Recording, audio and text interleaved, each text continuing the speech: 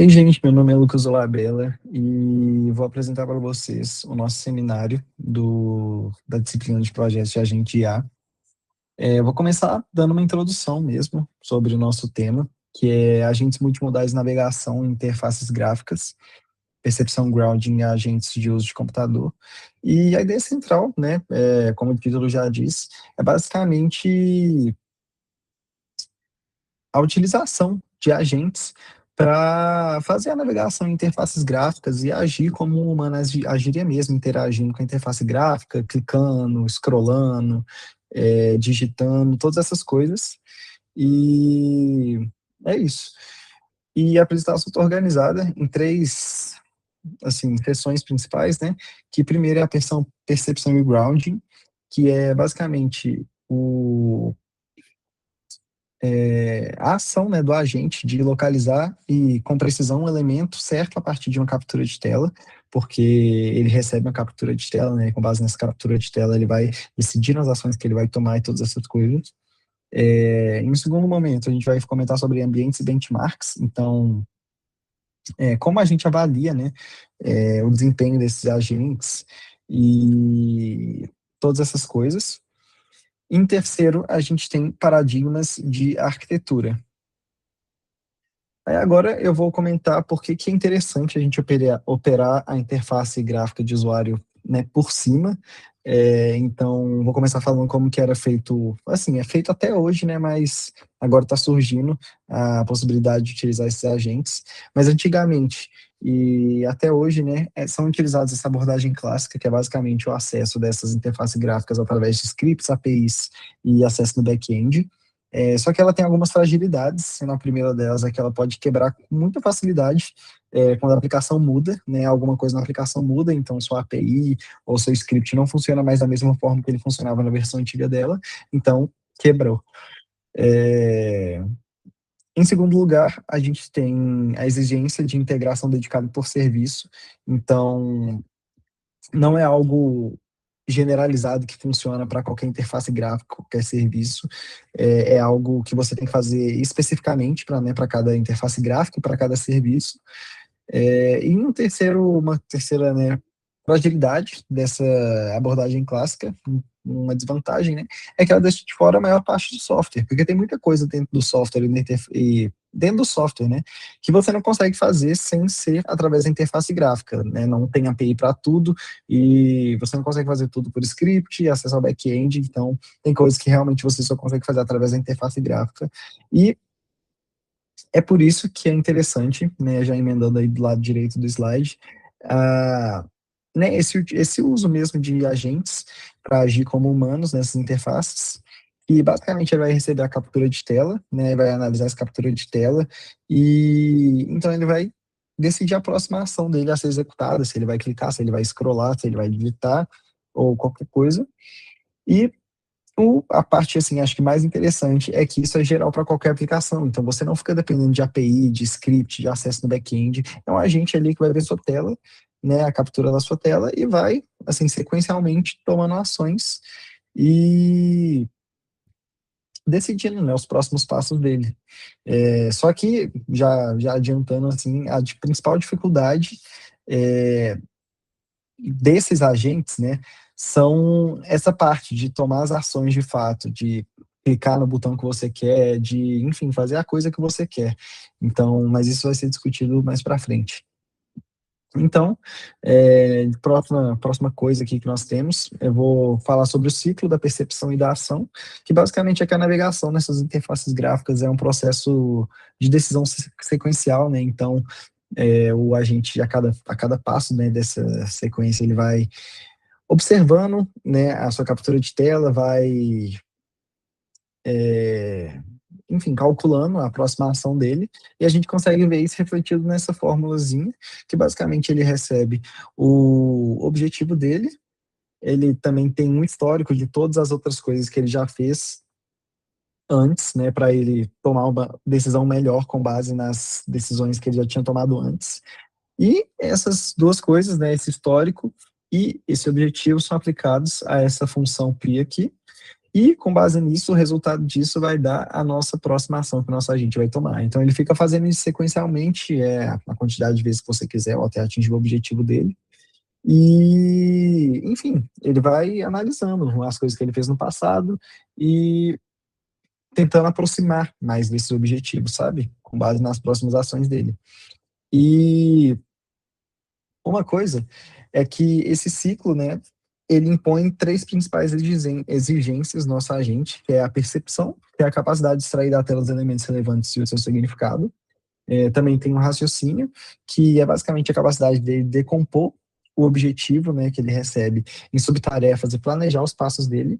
E, por fim, a parte mais difícil, né, dele conseguir fazer, que é a ação, o grounding, que é basicamente converter essa decisão em coordenadas mesmo na página e comandos executáveis para, enfim, a gente conseguir fazer o que você quer, né? E então é isso. Agora, no contexto de fontes de observação, antes de um agente decidir o que clicar, ele precisa de uma observação da tela. E há 4 fontes possíveis, cada uma com um trade-off. A captura de tela é a mais universal, reflete exatamente o que o usuário vê e funciona em qualquer plataforma. O preço é que ela exige grounding visual preciso. O modelo tem que descobrir sozinho onde as coisas estão. O HTML ou DOM dá o oposto, uma estrutura textual explícita com os elementos já nomeados, mas é verboso demais para caber na janela de contexto. É específico da web e nem sempre reflete o que está de fato visível. A árvore de acessibilidade oferece rótulos semânticos dos widgets, quase um atalho, só que é incompleta ou inexistente em muitos aplicativos. E o set of mark, que eu detalho daqui a 2 slides, transforma o grounding numa escolha discreta, mas depende de um detector de elementos. Historicamente, os primeiros agentes web apostaram no HTML. A tendência atual inverteu isso. Tratar a captura de tela com observação primária universal e transferir para o próprio modelo o ônus de perceber e localizar. Agora, vamos definir o termo com precisão. Grounding é a capacidade de localizar na captura de tela o elemento que corresponde a uma instrução. Mapear a frase, o botão de enviar para a região exata de pixels onde ele está. Cheng e colegas no trabalho do Cyclic argumentam que essa é a habilidade fundamental que separa um agente visual competente de um incompetente. E é por isso que, e porque ela é tão difícil em interfaces, porque ao contrário das fotos naturais, as GUIs são densas em texto, cheias de ícones minúsculos e widgets ambíguos, e dependem fortemente de layout e contexto. O mesmo ícone significa coisas diferentes dependendo de onde está. E aqui está o ponto que torna tudo crítico.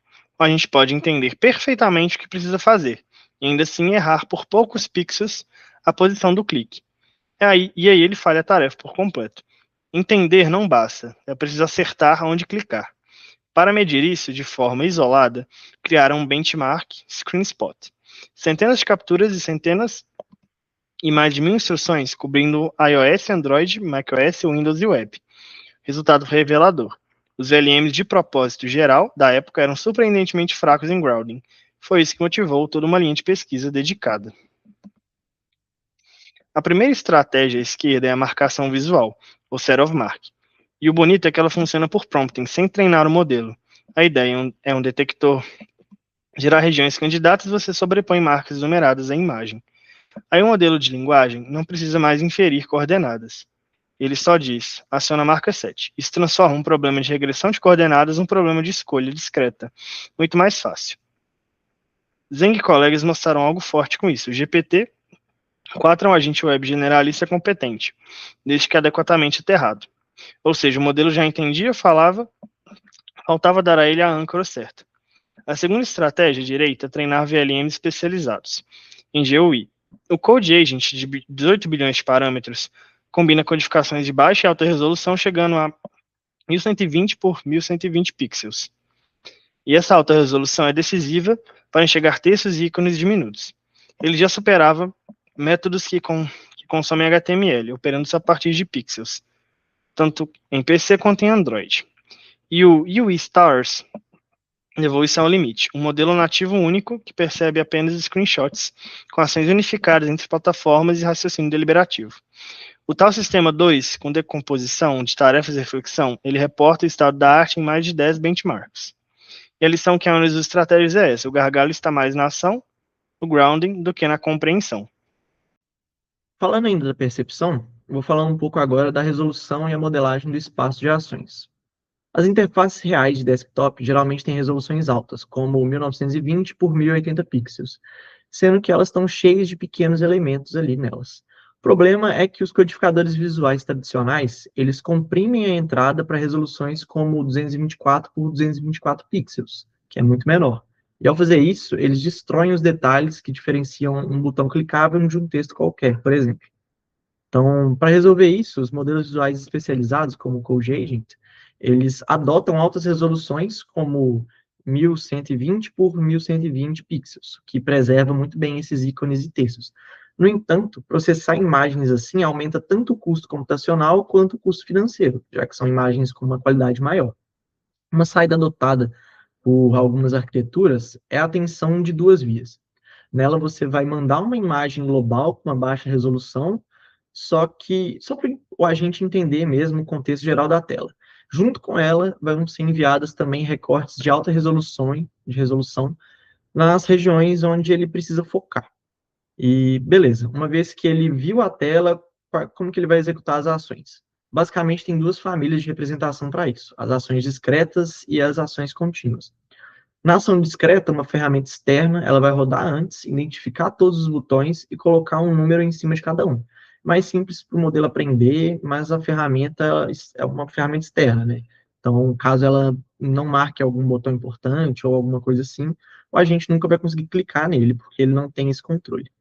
Então, já na ação contínua, aqui o próprio modelo vai emitir diretamente as coordenadas exatas da tela onde ele precisa clicar.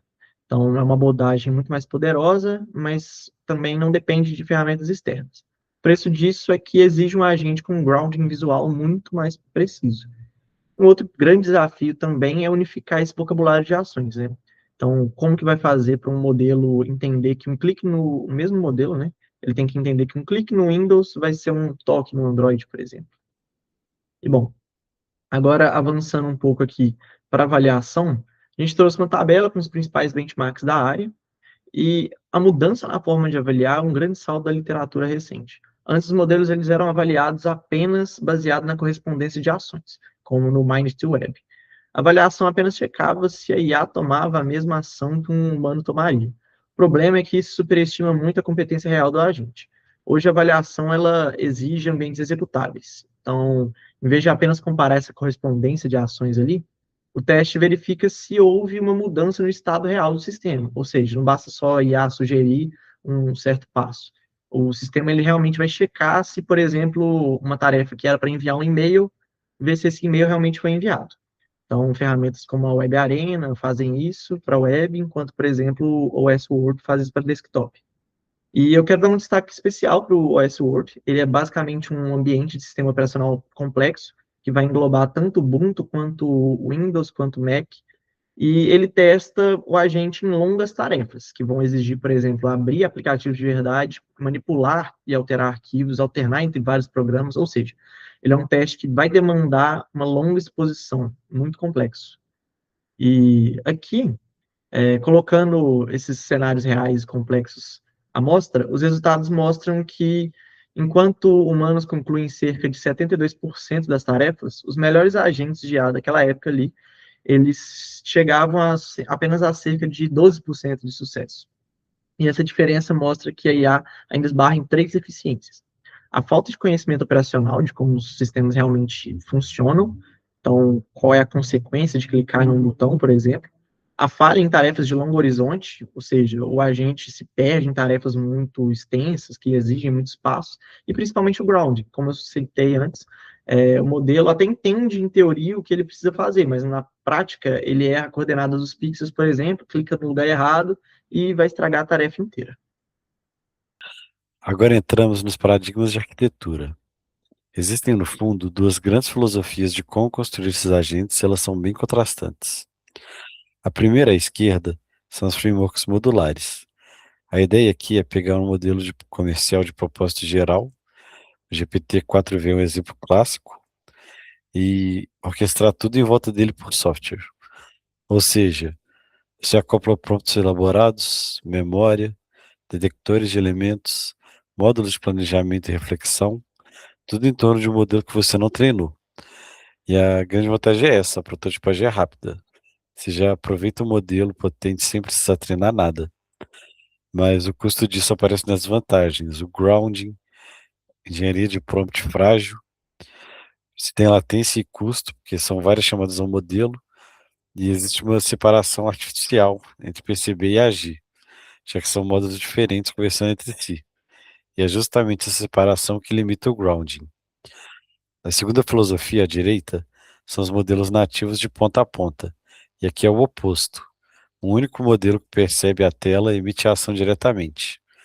Ele internaliza a percepção, o raciocínio e o grounding, tudo junto. É a linha do Cog Agent, que o iStars acabou consolidando.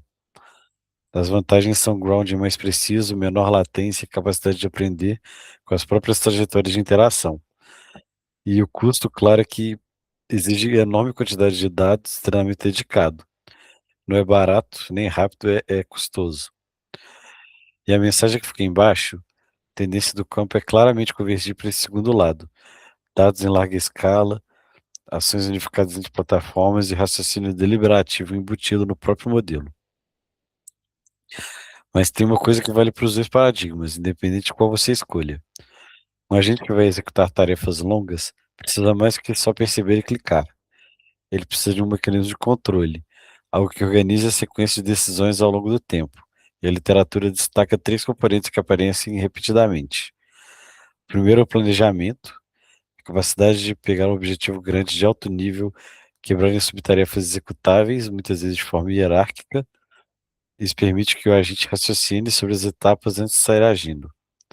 Segundo é a memória.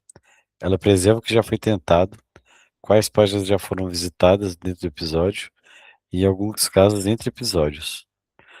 O App Agent é um bom exemplo, porque ele constrói uma base de conhecimento sobre cada aplicativo, aprendendo com explorações e demonstrações. E o terceiro é a reflexão.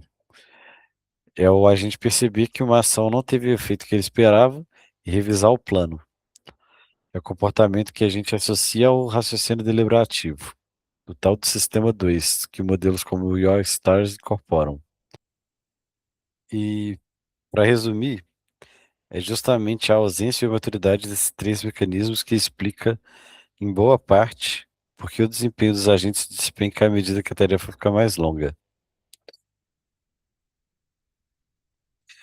E fechando minha parte com esse contraponto, apesar de todo o progresso, o que ainda trava essa área? O primeiro ponto são as tarefas de longo horizonte, conectando direto com o slide anterior. Fluxos reais exigem dezenas de passos, e o único erro no meio pode inviabilizar o episódio inteiro e recuperações de erros. A capacidade de perceber que errou e voltar atrás ainda é incipiente. O segundo é robustez e grounding, que é o gargalo que a gente vem repetindo. Variações de resolução, de tema, de layout, de lógica do site já degrada o desempenho. E a generalização para interfaces novas ainda é limitada. E o terceiro é a avaliação. Tem um trade-off. As métricas offline são baratas, mas subestimam a competência real, já que os ambientes executáveis são fiéis à realidade, mas custosos de manter. E embaixo, os dois últimos, segurança e confiabilidade. É um agente que controla mouse e teclado de verdade, então ele pode executar ações irreversíveis, ele vai ter o controle da sua máquina ali, apagar arquivo, pode fazer compras, e é vulnerável à injeção de prompt embutida na própria interface. E por fim, eficiência. Ficar chamando modelos grandes a cada passo impõe latência e custos elevados, que é um problema prático real para colocar isso em produção. Bom, agora que a gente já entendeu os desafios atuais, a pergunta que fica é: para onde o campo caminha? Atualmente, existem quatro caminhos principais que a indústria e a pesquisa estão seguindo. O primeiro deles é que a gente precisa de mais dados, mas não qualquer dado. Dados de ground em larga escala. Como vimos, a maior parte das falhas não acontece mais porque o agente não entende a tarefa, e sim porque ele não sabe onde clicar. Então, por isso, a gente precisa de mais conjunto de treinamento. O segundo ponto é o aprendizado por reforço em ambientes reais. Até agora, muito do que existe é treinar um agente baseado no que o ser humano fez. Mas o futuro é deixar ele rodar em um ambiente interativo, né? E aprender com os próprios acertos e erros. Em terceiro lugar, temos a padronização e unificação, que hoje é muito diferente a forma que a gente mexe na web, por exemplo, e a forma que ele mexe em um aplicativo, alguma coisa assim. Então a ideia é criar meio que um protocolo comum para unificar tudo isso e ser mais fácil. Por último, temos a segurança operacional. Como a gente viu ao longo da disciplina, né, não é nada seguro e ideal deixar um agente com controle total da sua máquina, para que ele não tome, né, decisões irreversíveis por conta própria de maneira equivocada. E o mais legal de tudo isso é que esses pontos estão diretamente interligados, né? Sem ambientes padronizados e seguros, a gente não consegue rodar aprendizado por reforço. E sem dados melhores, não temos base para fazer nada disso.